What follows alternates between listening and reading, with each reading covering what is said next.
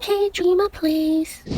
Hi guys, welcome back to my channel. Today we'll be checking out Celestial Tower floor 71 to 75. This is not a very difficult floor, okay, unlike 61 to 65, so you don't have to worry too much.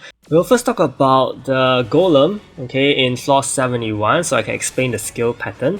Firstly, he'll pull you in, and then he'll do a basic attack on your Idol, and then he'll do Big Swing. Big Swing is a very large scale AoE attack, and there's only one small area you can hide, so please do that. And then he will do a circular target on the AoE and this very big AoE skill, which has the potential to do very big damage on your heroes, but maybe not so at this level. And then he'll do wave impact, and he will also fall backwards, okay, in a semicircle fashion. That is something you have to avoid. And then he will summon some minions, similar to how Gigantus behaves, and then he'll also do a very big AoE skill on the target, which is probably a frontliner. There you go. Okay, and from there on, it's just about dodging his wave impacts, dodging his minions. He will repeat the same kind of skills in the same fashion.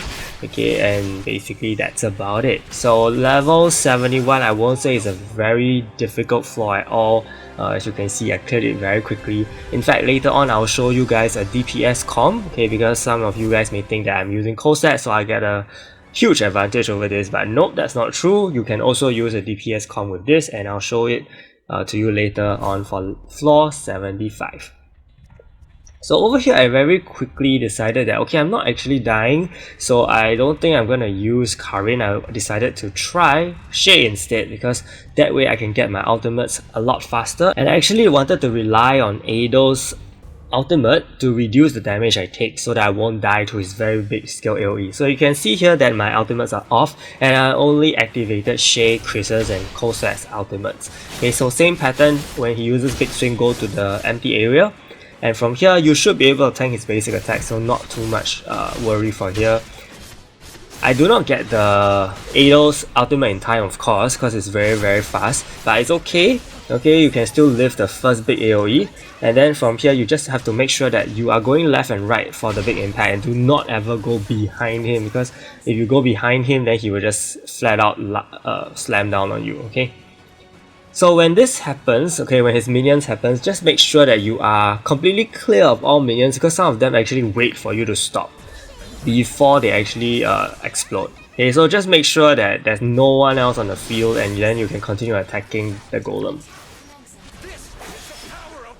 So as you can see, it's actually very fast for me. Of course, with 2 ranged DPSs and Koset itself, yeah, it's gonna be pretty easy for me.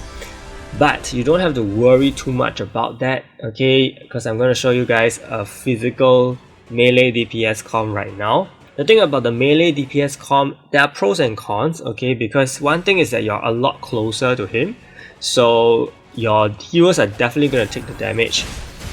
Okay, so same thing here, he uses his AoE. As you can see, he does quite a big area, so almost all your heroes are gonna be hit. I'm using Karin here for the extra shield, because when I was trying out this comp in the earlier floors, I think they were taking a little too much damage, so I think Karin here helps to mitigate the damage a lot. Again, with wave impact, always go left and right only, and try to pull your heroes back in case one of them actually accidentally lands over that, you know, halfway mark in this circular field, and they may be killed. Okay, yeah. So as you can see here, I kind of tried to bait the minions so that they will explode wherever I was. And then I tried to run even more, and I avoided a very big AoE as well.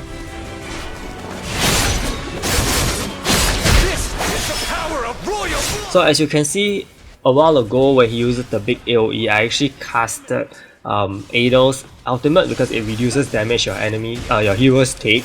Okay, so that is one possible way to mitigate some damage in case you feel that your heroes are not strong enough and they do take a lot of damage from the very big AoE. Otherwise, I think Karin with a shield can also help a lot as well.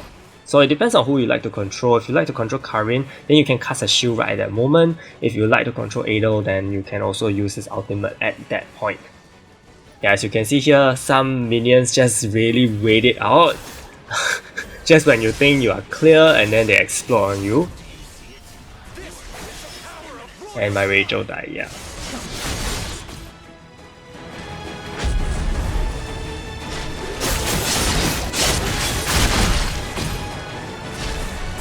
Darkness light to all.